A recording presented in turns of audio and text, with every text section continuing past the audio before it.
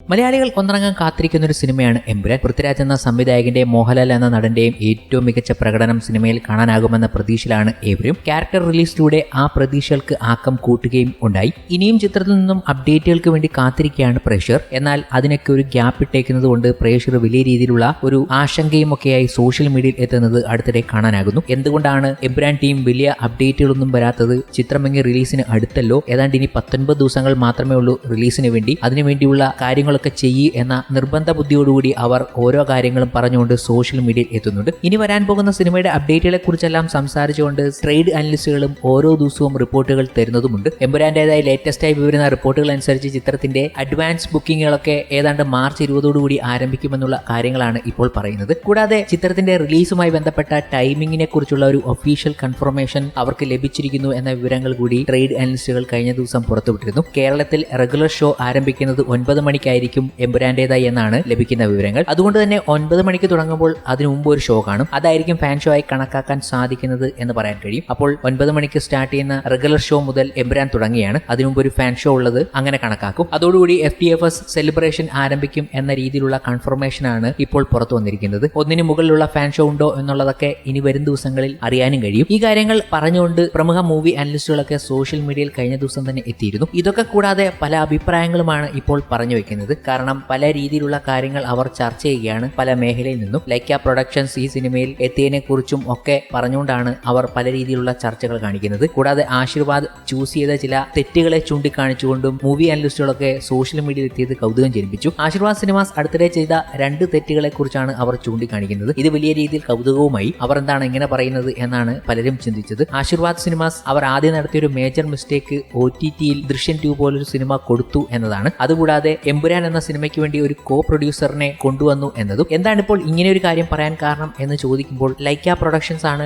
ഈ ചിത്രത്തിൽ കോ പ്രൊഡ്യൂസറായി എത്തിയിരിക്കുന്നത്. ലൈക്കയുടെ പ്രൊമോഷൻ രീതികളൊന്നും അവർക്ക് അങ്ങോട്ട് വലിയായിട്ട് പിടിച്ചിട്ടില്ല എന്ന രീതിയിൽ പറയുമ്പോഴാണ് പല രീതിയിലുള്ള ചർച്ചകൾ അവർ വെച്ചതും. അതിൽ തന്നെ അവർ മേജറായിട്ട് പറയുന്നത് ലൈക്കയുടെ അടുത്തിടെ ഇറങ്ങിയ സിനിമകളുടെയൊക്കെ പ്രൊമോഷൻ വളരെ ലോ ലെവലായിരുന്നു. അതും എമ്പുരാനിലേക്കും കടന്നു വന്നിരിക്കുന്നു എന്ന രീതിയിലാണ് പറയുന്നത്. ക്യാരക്ടർ പോസ്റ്ററുകളുടെ അപ്ഡേറ്റുകൾക്ക് ശേഷം ഒരനക്കവും ഇല്ലാത്തത് ഇതൊക്കെ ചൂണ്ടിക്കാണിച്ചുകൊണ്ടാണ് പ്രേക്ഷകർ പറയുന്നത്. ലൈക്ക പ്രൊഡക്ഷൻസിന് പകരം ഹോംബാലയെയോ മൈത്രി മൂവി മേക്കേഴ്സിനെയോ ഒക്കെ കൊണ്ടുവന്നിരുന്നെങ്കിൽ എമ്പുരാന്റെ സ്ഥിതി വേറെ ആകുമെന്ന് അവർ അനുമാനിക്കുകയാണ്. ഇങ്ങനെ ചില കാര്യങ്ങൾ പറഞ്ഞു വെക്കുന്നു. 19 ദിവസമേ ഉള്ളൂ ഇനി എമ്പുരാൻ വരാൻ, എന്നിട്ട് ഒരു മേജർ അപ്ഡേറ്റുകളൊന്നും വരുന്നില്ല. റിലീസിന്റെ അവസാനം കൊണ്ടിട്ട് അപ്ഡേറ്റുകൾ തുരുതുര ഇറക്കാനാണോ ഇവരുടെ പ്ലാൻ എന്നൊക്കെയാണ് ചർച്ചകൾ ഉരുത്തിരിയുന്നത്. എന്നാൽ ദൃശ്യം 2 OTTക്ക് കൊടുത്തത് അതൊരു ബാഡ് ഡിസിഷൻ അല്ല എന്ന് പലരും പറയുന്നുണ്ട്. അന്നത്തെ ഏറ്റവും വലിയ ഒരു ബിസിനസ് ആണ് അതിലൂടെ നടന്നത് എന്നും അത് ദൃശ്യം എന്ന സിനിമയ്ക്കും മലയാള സിനിമയ്ക്കും പ്രയോജനമായി മാറിയിട്ടേ ഉള്ളൂ എന്നും അവർ പറയുന്നുണ്ട്. OTTയിൽ റിലീസ് ആയതുകൊണ്ടാണ് ലോകമെമ്പാടും മലയാളത്തിന്റെ ദൃശ്യം 2 എല്ലാവരും കണ്ടത്. കൂടാതെ വലിയ അഭിപ്രായവും നേടുകയുണ്ടായി. ഇതുമായി ബന്ധപ്പെട്ട വലിയ ചർച്ചകൾ ഇപ്പോൾ സോഷ്യൽ മീഡിയയിൽ നടന്നുകൊണ്ടിരിക്കുകയാണ്. എമ്പുരാൻ ഇങ്ങനെ നിറഞ്ഞു നിൽക്കുകയാണല്ലോ. അപ്പോൾ അതുമായി ബന്ധപ്പെടുന്ന എല്ലാ കാര്യങ്ങളും വലിയ രീതിയിൽ ചർച്ച ചെയ്യപ്പെടുന്നു. കൂടാതെ ചിത്രത്തിലെ അഭിനയിച്ച ഓരോ താരങ്ങളും ഇപ്പോൾ പല രീതിയിലും പല പ്രൊമോഷൻ പരിപാടികളിലും ഒക്കെ എത്തുമ്പോൾ അവരിൽ നിന്നും കിട്ടുന്ന വാക്കുകളും വലിയ രീതിയിൽ ശ്രദ്ധ നേടുകയാണ്. അപ്പോഴാണ് ഈ ചിത്രത്തിൽ പ്രധാന കഥാപാത്രത്തെ അവതരിപ്പിക്കുന്ന സായ് കുമാർ ഒരു അഭിപ്രായം പങ്കുവച്ചിരിക്കുന്നത്. മഹേഷവർമ്മ എന്ന കഥാപാത്രമായാണ് അദ്ദേഹം എത്തുന്നത്. എമ്പുരാൻ എത്താൻ നാളുകൾ ബാക്കി നിൽക്കെ സിനിമയെക്കുറിച്ച് സായ്കുമാർ പറഞ്ഞ കാര്യങ്ങൾ ശ്രദ്ധ നേടുകയാണ്. ലൂസിഫറിൽ നിന്നും ഏറെ വ്യത്യാസമായ പടമാണ് എമ്പുരാൻ എന്നും ബോളിവുഡ് താരങ്ങൾ അസാമാന്യ പ്രകടനമാണ് കാഴ്ചവെച്ചിരിക്കുന്നത് എന്നും സായ്കുമാർ പറയുന്നുണ്ട്. ഒരു ഇൻസ്റ്റാഗ്രാം ഇൻഫ്ലുവൻസറോടാണ് അദ്ദേഹം പ്രതികരിക്കുകയുണ്ടായത്. ലൂസിഫർ എന്ന സിനിമ ജനം ഏറ്റെടുത്തത് എങ്ങനെയാണെന്ന് എല്ലാവരും കണ്ടതാണ്. ഞാൻ 3-4 പ്രാവശ്യം ആ സിനിമ കണ്ടിട്ടുണ്ട്. ലൂസിഫറിൽ നിന്നും വളരെയേറെ വ്യത്യസ്തമായ പടമാണ് എമ്പുരാൻ. സിനിമയെക്കുറിച്ച് വിശദമായി പറയണമെങ്കിൽ ചിത്രത്തെക്കാൾ കൂടുതൽ സമയം വേണം. അത്രയും തിക്കായിട്ടുള്ള മൊമെന്റ്സ് ആണ്. പവർഫുൾ ആയിട്ടുള്ള സിനിമയാണ്. കാണാനുള്ള ആകാംക്ഷ എനിക്കുണ്ട് എന്നാണ് സായ്കുമാർ പറഞ്ഞത്. കേരളത്തിൽ നടക്കുന്ന ഒരു വിങ്ങിനകത്ത് നടക്കുന്ന കാര്യങ്ങളാണ് ഞാൻ ചെയ്തിരിക്കുന്നത്. ഇതിനെ കണക്ട് ചെയ്തിട്ട് എവിടെയൊക്കെ പോകാമോ എല്ലാ രാജ്യങ്ങളിൽ നിന്നുള്ള ഒരു നീണ്ട നിര തന്നെയുണ്ട്. നമ്മളൊക്കെ ഒരിക്കലും മലയാളത്തിൽ കാണുമെന്ന് പ്രതീക്ഷിക്കാത്ത